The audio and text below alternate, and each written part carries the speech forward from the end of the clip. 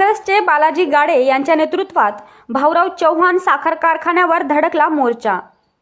माजी मुख्यमंत्री अशोकराव चव्हाण यांच्या अर्धापूर तालुक्यातील भाऊराव चव्हाण सहकारी कारखान्याकडून होत असलेल्या ऊस उत्पादकाच्या आर्थिक शोषणाविरोधात व ऊसाला 3200 रुपये भाव द्या, 14 महिन्याच्या आत ऊसतोड करा, ऊसतोड यासह विविध मागण्यांसाठी नांदेड जिल्हा युवक काँग्रेसचे अध्यक्ष बालाजी गाडे पाटील यांच्या नेतृत्वात हजारो शेतकऱ्यांच्या उपस्थितीत विराट रूटने मोर्चा काढण्यात आला। भाऊराव चव्हाण सहकारी साखर कारखाना इथल्या 2 तालुक्यातील सभासदांना त्यांची दिशाभूल करून त्यांच्या मेहनतीचा पैसा दाबून ठेवतो आणि फक्त 2500 रुपये भाव देतोय।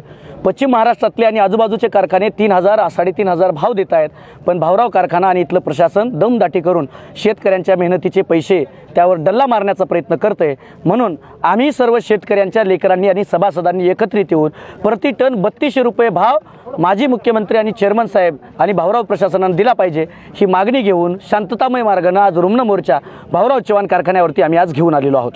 मागणी मान्य नाही झाली, अल्टिमेटम काय? मागणी जर येत्या काही काळामध्ये मान्य झाली नाही, बॉयलर पेटण्याच्या अगोदर जो भाव जाहीर होतो तो भाव जाहीर होत असताना जर 3200 रुपये भाव जाहीर केला नाही तर आम्ही कारखाना प्रशासनाच्या एकाही संचालकाला चेअरमन व्हाईस चेअरमन आणि इथले जे माजी मुख्यमंत्री त्यांना सभेमध्ये थेट उतरून जाब विचारू आणि त्यांना आमच्या गावामध्ये येण्यापासून मज्जाव करू।